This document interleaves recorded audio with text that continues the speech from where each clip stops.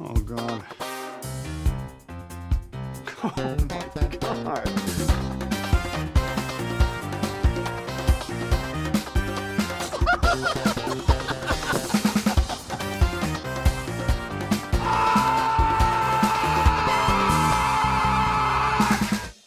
It's been a few months now that I've been hearing you guys talk about buzzballs. Yeah. And this is my inaugural ballin'. Yeah. And you my gotta first ball out. and All deep. only ball. I'm not sure how much of it this would take to, do away with 2 years of sobriety, but we'll find out. I don't think this is going to make you want to drink. No. Yeah. Oh, Yeah. Pretty sure you're safe on having a little taster of that one. I could go again. It's like Boone's Farm. Yeah. Yeah, it's like Smarties, like the Yeah. candies, but No, that's like the medicine my dad used to make me take, like the fucking like red shit. Oh, that's Boone's Farm. Oh, okay. Yep. Oh, man. Well, if Tiffany, if you're ever listening to this, which I know you won't be, but no, you're right. That was awful. Tiffany's my Florida friend who, when I'm like, my friends have been drinking Buzzballs, they're this, and she was just like, no, I'm from Florida. I know. Yeah. Well, I mean, it's a Texas product, and it's made founded by women. So we're allies. Also, shout out to Josie for providing this. Sparkle Yeah. Buddy Josie. So this week we've got our Buzzball provided by Josie, and we are drinking I'm guessing it's a seasonal one. It's a Witch's Potion, and it is caramel apple flavored. That's not what I Or got. candy I would have never apple. guessed that. It's supposed to be candy apple? Yeah. Holy shit. It's like those stupid Yeah. fucking suckers. It's definitely Kind of like not. us, just a bunch of stupid Yeah, suckers. pretty much. Peter, you're my sponsor now. Okay, great. I'll give you 10% of whatever we get for one of your kidneys. Don't worry though. Ooh. 10%, that's not bad. Hey, it's my kidney, though. I'm the one doing all the work here. That's just 10% of our next Buzzball. I'm trading organs for Buzzballs these days, Just replace them in your body with buzzballs. even though I found a much cheaper place to get Buzzballs. Mhm. Inflation's really hitting hard. This Hold on. just tastes like a horrible hangover. Yeah. That is not going to be good. Yeah, it's a little sour. A little horny. A little bit of horny. Yeah. Exactly a Buzzball, sour and horny. Speaking of sexy, that's not a segue. Nope. We have Freeman here, who's looking sexy, Aloha. Thank looking you. fit. Yeah, Thank you. Freeman, long time. Are you a cage dancer or a Sparkle Buddy? Shit. I'm a cage dancer. Long time listener. First time know. caller. I've said it a million times. Is How this do your I first not time on know? the podcast? It is. Oh. It is. Welcome. It's Freeman's first time. Yeah, and you picked a surprisingly fun movie. Yeah. I enjoyed it much more than the reviews, but that's because I'm pretty My cheap and first. easy. So this week on Cage Match Colon Roundabout Way, meeting Nicolas Cage. I'm your host Sean, here with my co-host Nick. and our producer, Peter, hello. and we are discussing the 1993 movie Amos and Andrew. There, all the information up front. Mm-hmm. Yeah, I mean, we'll go through characters and actors and stuff because it's actually fucking dotted with good actors. Yeah. We just haven't gotten all that information out at the beginning of a show. No, we've in a been while. terrible about that. Sorry, John. I saw when I started this movie last night, I saw what I'm assuming was the poster art from the original release of Nick Cage and Sam Jackson handcuffed together with a cop driving behind them. Mm-hmm. And my immediate thought was to text Peter and Nick and say, I call him not Sam Jackson. Just to be safe. And I think that's a cowardly move. This like- is a movie with some blackface inadvertently. It's or- not inadvertent. Oh, it's not It's inadvertent. very inadvertent. Yeah. It's very Both. inadvertent. Yeah. It's Both? night ops. It's night ops. Night boss. ops. Is there 2 or 3 blackface moments in this? Well, okay, there's 3. Yeah. Yeah. But one guy twice. Yes. Yeah. Yes. He just really likes his night ops. Yeah, night ops. So, Freeman, as our guest, you get the lovely job of trying to give a plot summary for us as best you can. I planned ahead here. Ooh, a script. I like it. Yes. Yes. Oh, yeah. Just the Wikipedia article. Nice. Rich and famous, but not famous enough, black man Andrew Sterling buys a summer home on some Massachusetts island. His racist neighbors, unaware of their new neighbor, try and get the guy killed in his own home for being black. The villains in this whole thing are most definitely Phil and Judy Gilman. They're I love the Gilmans. They're so horny and racist. they're just so it's just immediately they just pull the covers off, blatant racism. They set everything in motion, and the local sheriff just eats it up. It's an election year. It is.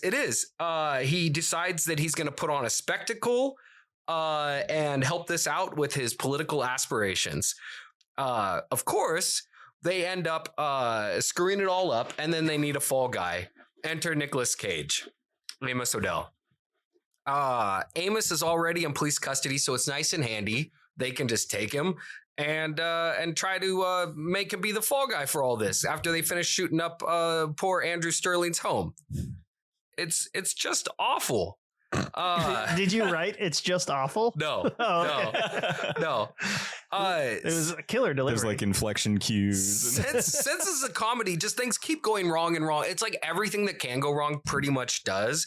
Nobody manages to do anything right. It gets a little over kind of long and drawn out. I get a little bit like, just like, come on, guys, like move things along. But it is tidy. It does. It trucks right along. Tight 90. Yeah. And I mean, like everything ties up nicely. Like they lay out the jokes. They, set them up, knock them down. Mm-hmm. Yeah. At some point, it gets confused that there must be a hostage situation. And then it comes out that Andrew Sterling is the hostage. Cue up probably my favorite character in this whole thing is Reverend Fenton Brunch. Oh, he's so good. Brunch. Yeah. That was my second text after starting this movie. Giancarlo Esposito. Yes. So fucking good. Yes, yeah. I did not expect that. That brought me a lot of joy. I really loved the multiple buses loading up with all the protesters and the singing, and that they were all going to the island to save Brother Sterling. But somehow, though, because the police are just such morons, early in this whole hostage situation, Amos and Andrew just walk out the back door of Andrew's house and go next door to the neighbor's place, the Gilmans. And they just hide out there. We get all kinds of conflict. Then the Gilmans come home. And they're like, and Nicolas Cage is like, I want your car. And poor Mr. Gilman is like, no. I'm not giving you that car. It's a gift from my wife. Oh, yeah, his second wife. Yeah. And so then Nicolas Cage turns to Mr. Gilman's wife, Phil's wife, and says, hey, Judy, I'm sorry, we got to take the car. Yeah, and to that point, Phil's like, no, not Judy. It was my second wife that gave me this car. Judy is my fucking wife. Yeah, apparently the third wife.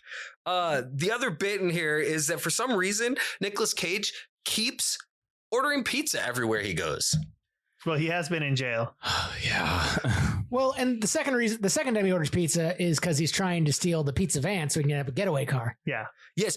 I think also, though, he did see, if you remember, he did see the pizza girl going into the police station. That's his other quirky character trait. Is he likes underage girls. Yeah, they should have probably played that a little different because he's like a pretty likable criminal, and then it's like drop that in there. Come on. Yeah. I honestly thought they were going to lead into it a little more, and I was like, oh no, how taboo is this going to go? Yeah. I was kind of worried when he asked her age and she said 17, and then he didn't stop, that like something really awkward was going to happen. It was endearing and heartwarming that she just wrote her phone number on his hand. Yep. And we never see her again, thankfully. Yeah, we see her one more time. She drops the tape off with the press. True. Oh, that's true. Yeah, Debbie does give the press the tape. That's a good point. Ultimately, it gets down to the point where Andrew's just trying to get home and have a quiet night. Amos just wants to get off the damn island. Mm-hmm. He wants to get to Canada and probably just get off in general because he's been in prison. And so he ends up getting the car, and Andrew decides, I think that he's just going home. He's just done with all this stuff. He wants a quiet night. But then he's out in the middle of this field and he sees his house on fire. And then he can hear the bloodhounds chasing after him. And at this Led point, by Bloodhound Bob. yes, Yeah. Bloodhound Bob. And at this point, then Amos shows up in the car driving through the field, picks up Andrew. And then next thing you know they're on a boat leaving the island. Yeah, they just like get out. They just dip. That's it. Yeah. And I'm just like, this is an island.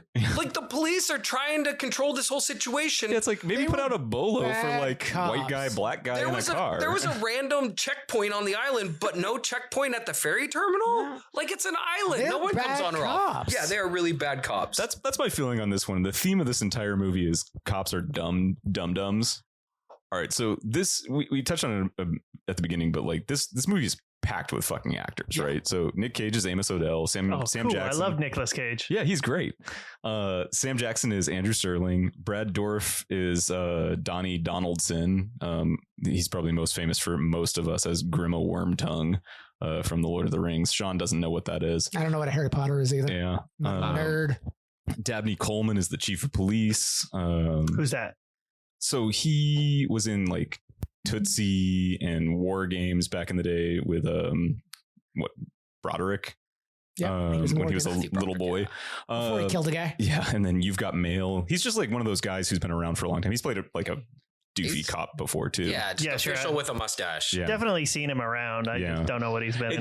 This movie is I've seen them. You know, it's like Yeah, it's Yeah, definitely. it's a lot hey, that It's face. a lot of character actors. So Michael Lerner is the Gilman, Yeah, Phil. Phil Gilman, and he's just another one of those. He's been in like Barton Fink, Harlem Nights. He was in the Godzilla movie with Matthew Broderick. After he killed a guy. Yeah, Maybe. I don't know. Matthew Broderick ran that guy over. Giancarlo Esposito, Yeah.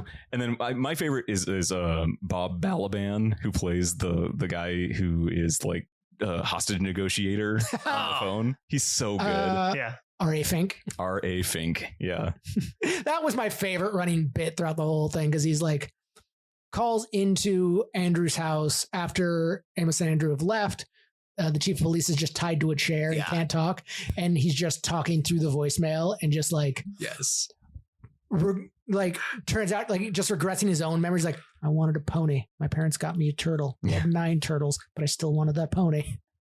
And My- it just goes forever. My favorite quote of his is actually my favorite from this movie. It's just this scene where like there's mayhem going on everywhere. He's in the cop car with his like remote sat phone or whatever, and he's just talking to nobody. He's just monologuing. I remember my 11th birthday. I had a party, and my mom and dad hired a clown. It was a very, very funny clown, and he juggled and did magic tricks. My friend Ruby peed on the floor. She was really embarrassed, but I had a good time. Then my mom called him for my 12th birthday, and his wife answered and said, "Oh, he's not a clown anymore. He's going to go to school to be a dental technician." I don't think I'll ever forget that moment. It's like driving this guy to kill everybody. Yeah. I enjoyed this film. I'm just going to say that up top that this was a fun movie that people could pick apart, but still enjoy. I really enjoyed myself with it. Just like second scene, getting a close up on a lawn jockey. It really Very set, racist. it set laundry. the tone for me, and I was like, oh, okay, that's gonna be the problem in this movie, and it was. Yeah, Immediately, too. Yeah. I mean, like the conflict starts 4 minutes in or something Yeah. like that. It's like Yeah. they see Sam Jackson driving a car. They think it's somebody else. Then they see him in his now home. Don't realize he's supposed to be there. And They think it's like their neighbor because these are summer homes. So they're like, they don't see people often, but they think it's like one of the neighbors, and one of the neighbors' kids is like being held hostage. the Gilmans. Yeah. You're right. They are the villains. They are the villains, like from Well, the jump. And then as soon as like Amos and Andrew are in the house and they realize that they made a mistake, they're trying to like play all nice, all goody goody. It's like, oh, we'd love to have you and your wife over. even if she is white. Even if she is white. But then like, Turns out she's not. yeah, Amos has Oh, spoiler! Amos has their interview with the press junket, and they're not actually Yes. the press, but they want to like, they're kind of like ambulance chasers. Something. Yeah, Lake. they're like that. The what's his face from Nightcrawler. Like they just go out and take. Yeah. Oh, But- yeah, right. That was a good I was movie. like- too. That is a fun moment though when Cage puts on the video and he knows that, Yeah. that it's outing these people being racist shits, and they're just watching, just playing it back and Like, well, forth. what and he's saying, back like, and forth. I'm no racist, but when you see a black man in a house carrying stereo curtain, you know what's going on. Oh yeah, I love. I'm no racist, and then they have a dog named Rommel. Rommel. This is one of those. Also, films- that dog is awesome. that dog. That dog was great. I do love the line of like Sam Andrew is allergic to dogs, Yeah. and Rommel wants to shake his hand, and Nicolas Cage is like shake his hand. It's like that dog doesn't like black people. It's like, well, he's not going to like the next one if you don't shake his hand. Yeah. No, Pa. Amos is very pragmatic when it comes to that stuff. Yeah. I really appreciate him calling, because Samuel Jackson is great at getting righteous. Yeah, he cuts through it pretty well. But you know, there are points where I'm like, there hasn't been a joke in a minute, and I'm like, this is touching on some serious like racial stuff. Like the chief of police like gets his boots knocked off when he's like tied up, and like he runs out and he gets home alone with broken glass. I'm like, all right, there's the comedy. Yeah. I love Dabney Coleman after his feet got fucked up with the glass. Anytime he's running or walking, he has to do that like high stepping thing. Yeah, why did he call him the N-word when he went in? So he goes into the chief of police goes into the house because he technically holds all the cards. Yeah. And he's being a super racist douche. Mhm. And then Sam Jackson clocks him. Frying pans him.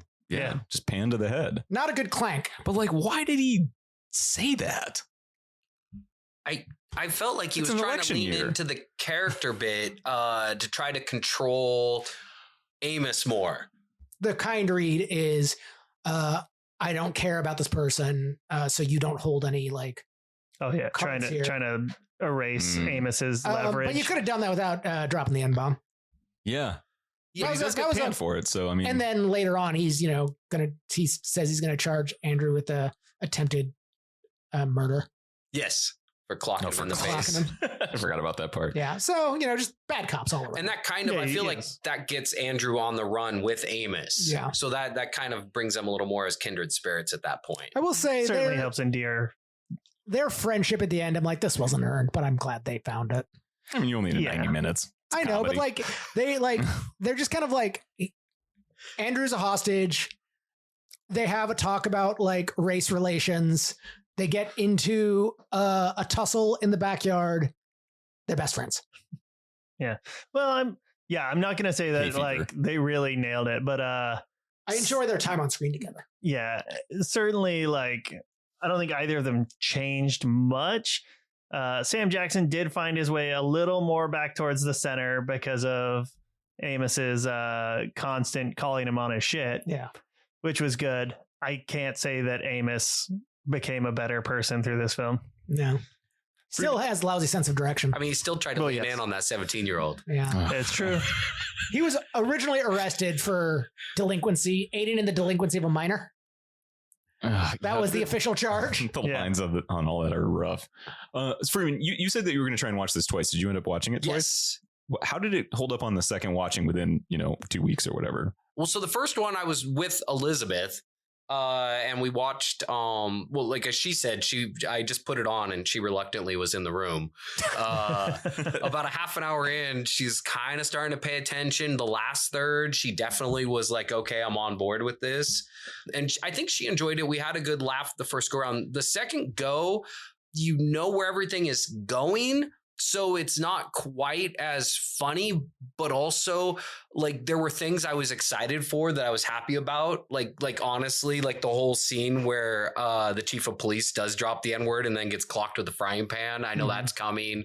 Like, and I feel like this was Samuel L. Jackson is like in his prime where he's like full throated and he gets onto these righteous like speeches, and it's hard not to love that stuff. Yeah. Yeah. And I will say this to the point is like, it's very hard to not have some kind of, not necessarily bias, but like you're watching it twice in like a week, 2 weeks. So it's hard not to remember all these jokes and have some kind of Like preempting. disassociate with a lot of the humor. Like if you had given it a couple months, like you may have forgotten one or two of the little things. Yeah. Comedy's hard because it relies so much on like surprise. Right. Yeah. I mean, John and I were talking about this. He watched it with me, and we had subtitles originally, but our version of it had commercials and shit. And it was like, this is terrible. And we were talking about how subtitles, there's like a couple times when you don't really want them. It's like comedies and stand-up comedians, and it's like same vibe. It spoils it because you see it that split second your Oh, brain is yeah. processing the joke already. It's kind of the same thing. If you've already watched it recently, you're gonna know what's coming, right? Like you know that there's gonna be the jokes about whatever pizza or like sex toys with white people. Oh, and dude. The sex toy drawer with the tube of sex grease. sex grease. I liked love that. sex You grease. kind of knew that was coming, man. White people are weird or crazy or whatever he says. Yeah. I think he just says white people. My favorite was when he leans in on them later when they tie him up with the BDSM gear. And he's just like perverts. I think that's my favorite quote. Sam Jackson, don't yuck their yum, but they did call the cops on you, so you know. Yeah, I mean they suck. The You have Gilmans are the worst. other things you can criticize about them. Leave their sex life out of it. I looked it up because I was curious. You know, What, sex 'cause- greases? No, I got the idea on that one. I cracked that code. Can you explain it to me later? Yeah, I'll let you know. So With pictures? Michael Lerner, Phil Gilman, he's 17 years older than the actress who plays his wife, and it's like, oh, okay. I mean, that tracks for what the third wife situation is Yeah. there. Absolutely. But yeah, just very looking at them, I was like, contemporary of how is this working? It's like, Well, he was a lawyer and he worked on the Yes. Chicago 7 Yeah, case. he was one of the Chicago 7. which side? Yo. Yeah.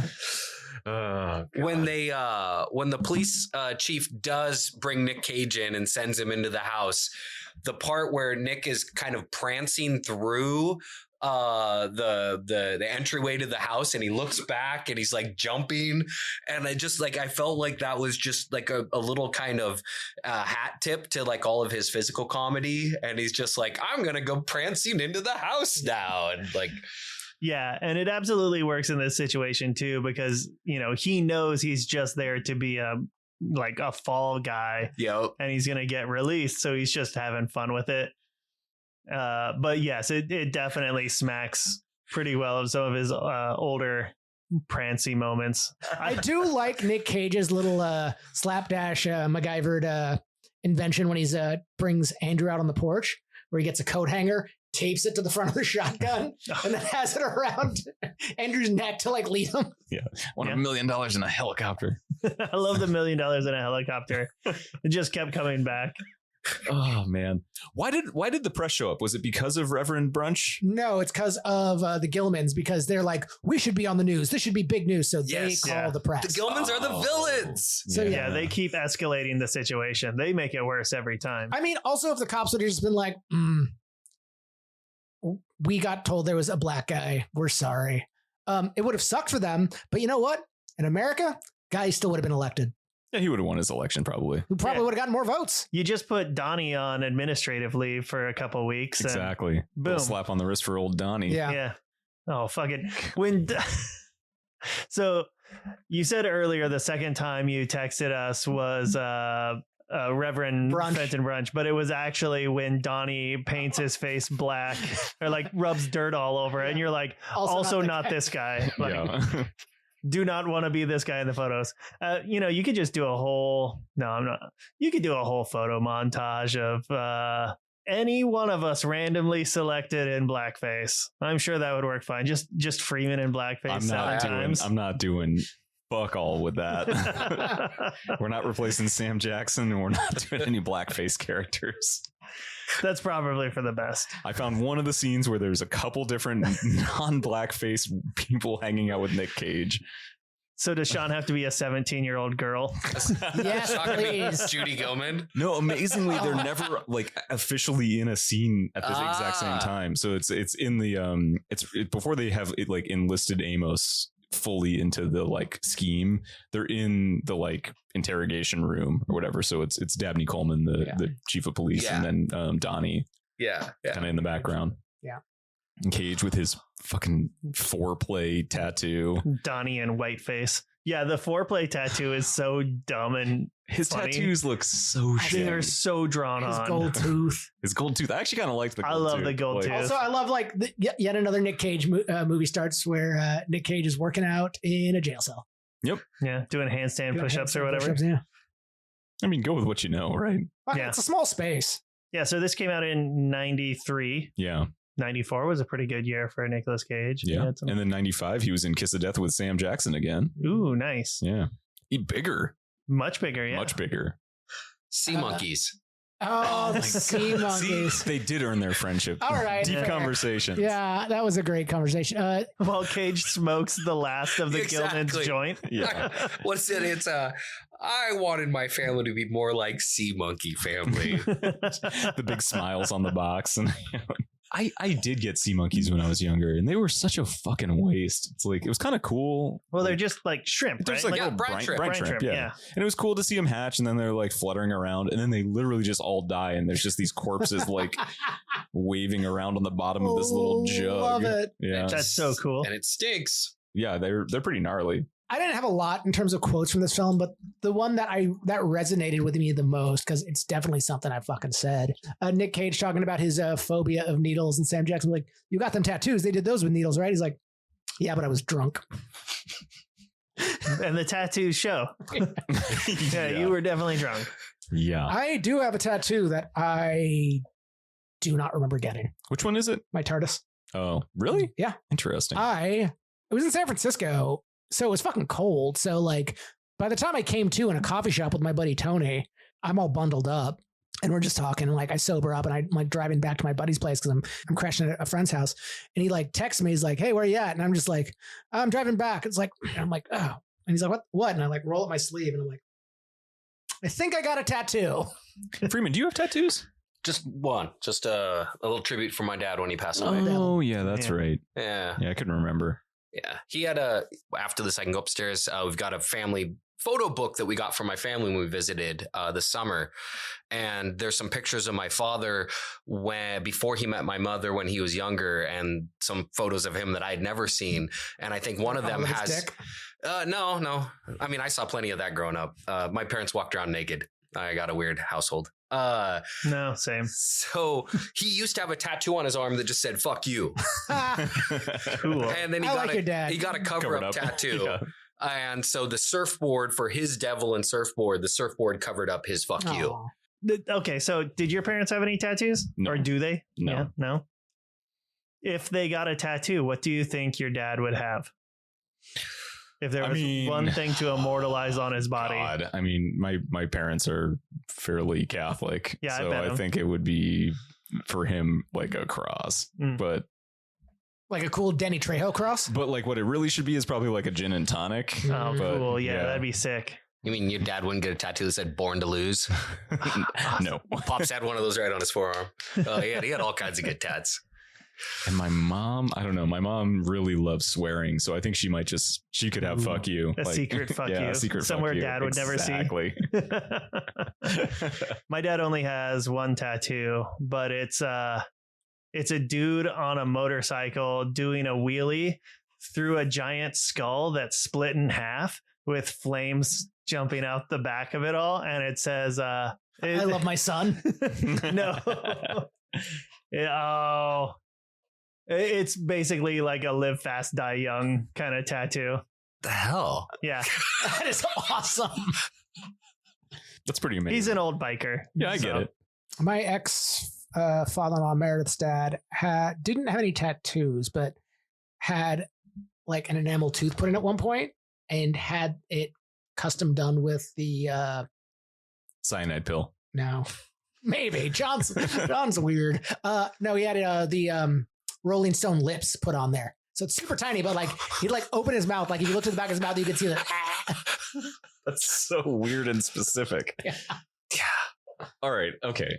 Where do you guys put this movie in the like comedy bracket of Nick Cage movies? Not in like comedies broad. Right, but In terms of of the Nick Cage things he's movies, done? it's up there because there aren't a lot of great comedies in his bracket. That's what I Yeah, was that's thinking. very true. It's like it was funnier and more fun than I thought it was going to Yeah. be. Certainly, That was kind of one of my thoughts going through this was like, hey, I know you had the unenviable task early on of trying to gather and assemble the original cast of your brackets, Mhm. and you had to make some just split decisions based on reading, watching trailers and Mhm. reading a handful of reviews. Yep, it was a fever dream. So, my question to you then, Mr. Peter Producer, would be of the other comedy elements or the other movies in the comedy half of the bracket, what would have you thrown out knowing what you know now? Well, it's kind of funny because like I think honestly what would have gotten punted is a 16 seed, which was Yeah, Army of One. I was just right? thinking about that. I was like, I think yeah, that's that the would've been one that would have been 86th for it because Which this is one a was shame. really low rated It's movie. so good. Is the only reason Amos and Andrew didn't make it in, and the preview trailer for it is not that good. Fair. So like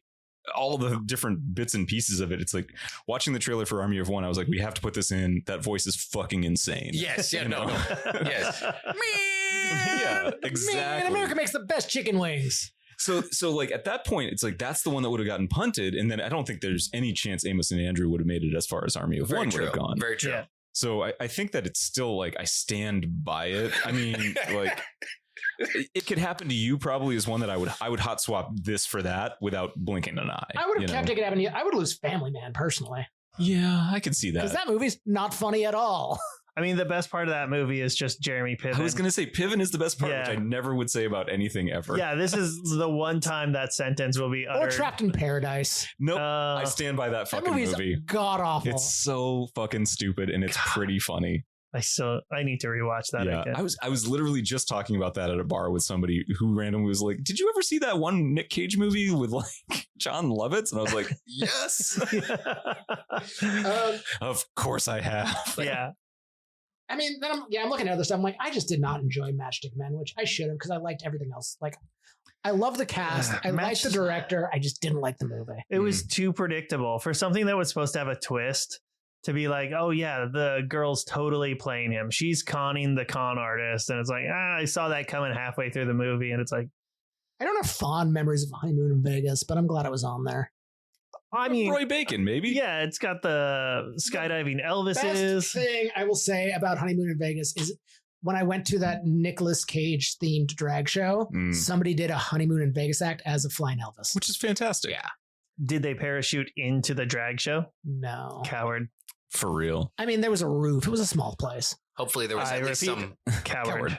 Hopefully there was at least some silk involved. Yeah, exactly. Yeah, there was that. You understand art. Yeah. There was that. But yeah, there were no like aerial acrobatics. Were there areola acrobatics? Yeah. Oh, nipples, dude. Nipples fucking rock. We maybe have been doing this too long. I don't know. How many more movies we got left before we never have to talk to each other again? Still like 20. Well, and the man keeps making movies. Mm-hmm. Yeah. I'm it's gonna get weird. I'm still waiting for one of his shows to come out so we can like talk about those for a few weeks. You can serialize it. Yeah, shows will be great. I really can't wait for Carpenter's Son too. Oh my god, the Jesus horror. People are movie. really mad about it already. Oh yes. Have you been reading like? Have you heard about this, Freeman? On trailers? I have not. They're just people just being like, real angry, like just like fucking Bible beaters and Jesus freaks, just freaking out. Yes. Like, did we really need a horror movie about Jesus? We got one about Winnie the Pooh, so fucking suck it up. Also, Jesus has been in public domain for so much longer. Jesus is part of the public So domain. yeah, he plays ostensibly a Jesus dad character. He's the Carpenter's dad, and the Carpenter's son of the movie, but it's also like some weird horror shit, biblical kind of crap. So who knows? It's probably going to be dog shit, but man, fuck yeah, we'll go see that. Absolutely. No, if it's at least as good as Long Legs, I'll be happy. Yeah, there you go. So yeah, I just pulled up the Carpenter's Son trailer. First one, they aren't even trying to hide it anymore. Everything out beyond that, Bible verses. Oh, they aren't even trying. What are they not even trying to hide? Looking up what you're gonna say in the Bible. Father, forgive them for what they know not what they do. Ugh. Yeah, just a lot of that. Although I like the last temptation of Cage. Nicolas Cage as Jesus Christ was not on my bingo card for 2025. That one's good. I think he's the dad. I don't think he's Jesus. Yeah. I think he's a little old to be the son in the Carpenter's Son. Oh, He's got range. Wait. If he's the dad, but not the father.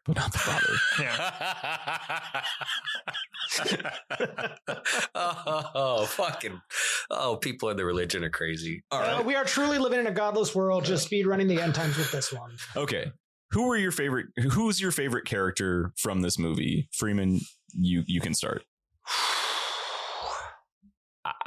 Maybe it's an outside angle. I'm going to go with Stacy, the pizza delivery girl. Mm-hmm. Okay. I appreciate that she shot down Nick Cage. Yeah. She played very curious. She really leaned in like she was interested in him. But then she's like, no, you're old and you're a creeper and I'm getting off this island. Nice. Good pick. I really liked Phil Gilman, not as a human being, but as a heel throughout the movie. It's pretty good. He's always got playing the angle.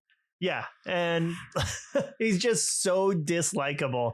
The fact that he was willing to let Amos kill his current wife over rather than give up the Mercedes that he was given by his second wife is so good.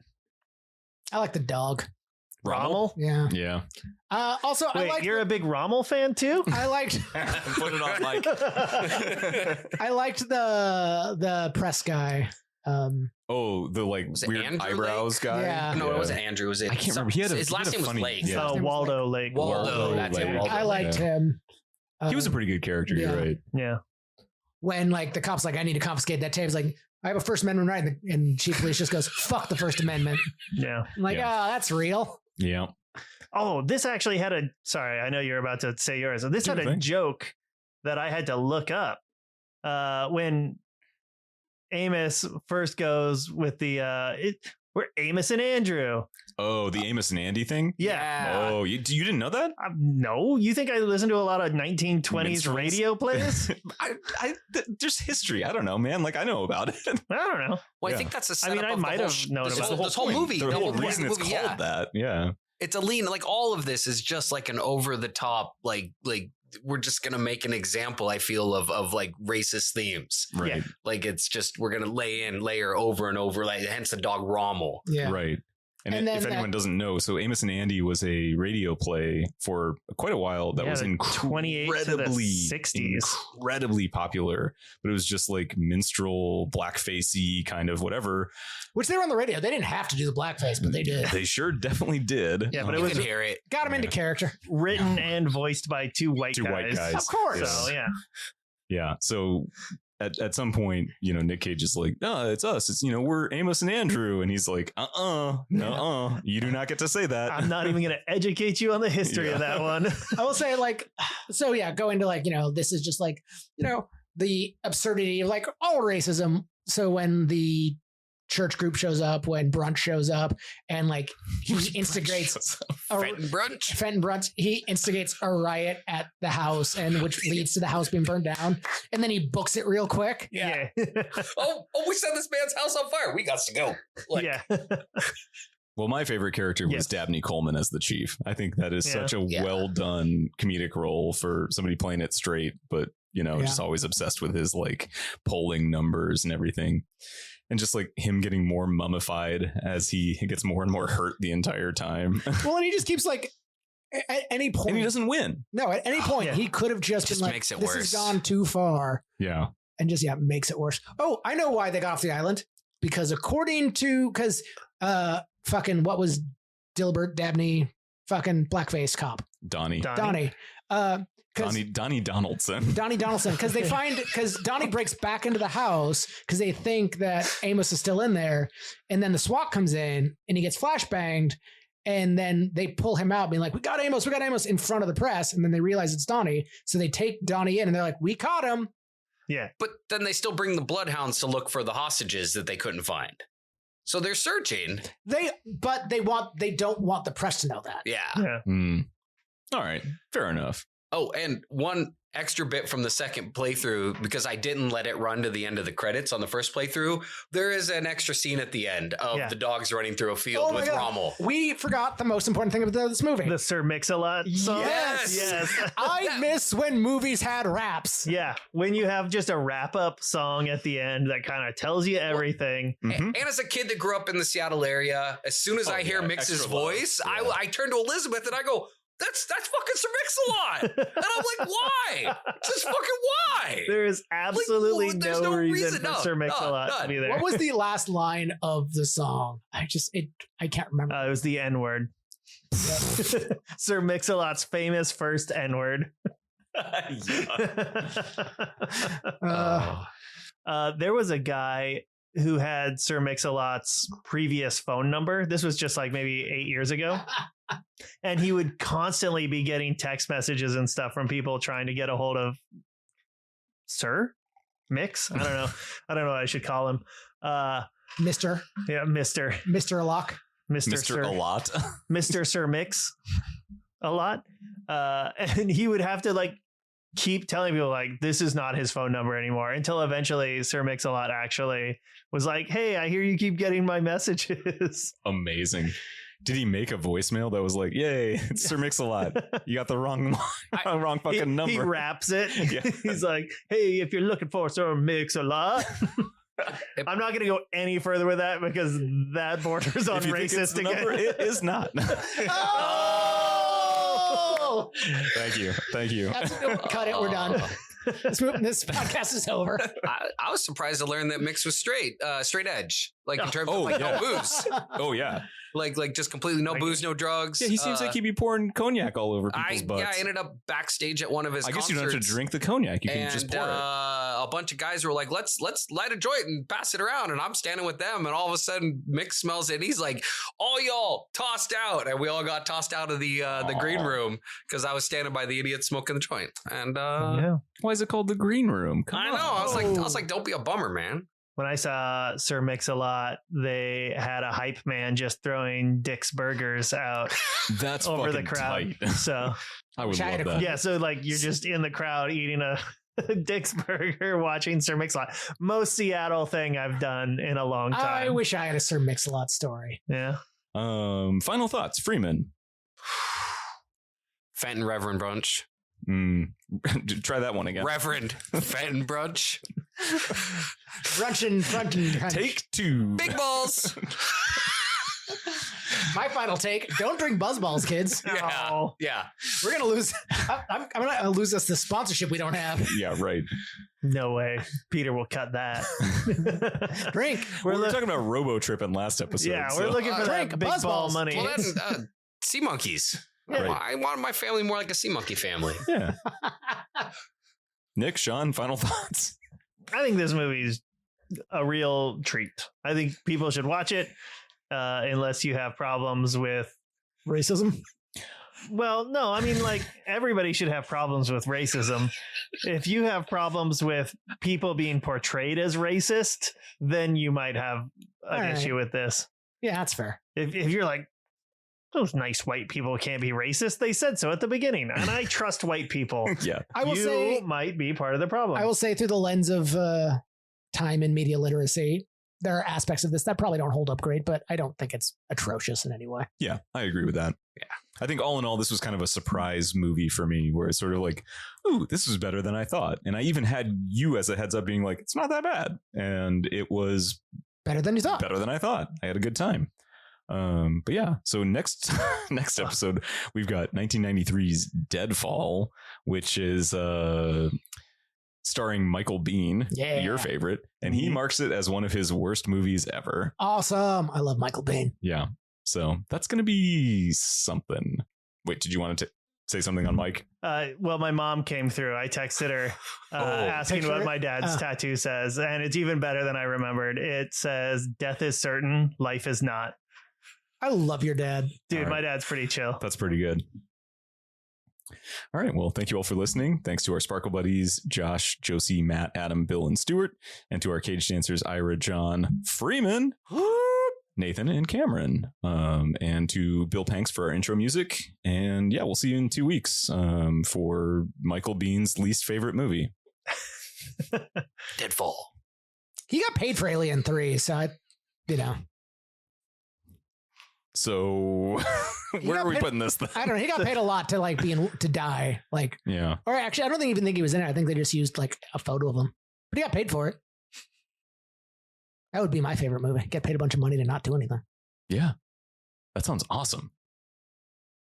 Let's get rich. Buzzballs. Yeah, Buzzballs. I think that's their theme song. Buzzballs. We can write a Buzzballs theme song. Buzzballs. Texas, huh? Texas, huh? Buzzballs. Oh, we got to make some truck nuts with those. Holy fuck. Buzz nuts. That's actually pretty good. Yeah, if you want to get pulled over real fucking fast, give yourself some big Buzzballs biggies. Truck nuts. One of my favorite, Just swanging and danging. one of the best jokes I ever came up with off the cuff, and it didn't get any attention, which pissed me off. It was on back when I was on Facebook. A friend of mine from high school asked, why is there no female equivalent of truck nuts? And in her comments, I just wrote camel toe, and nobody laughed at it. Did you spell it TOW? Yeah. Good. No one laughed. Fuck No. them. Well, Facebook is full of losers. That's true. This was when Facebook was cool. Fuck It was you, never cool. Facebook. The end. Bye. Bye. moved on to Reddit.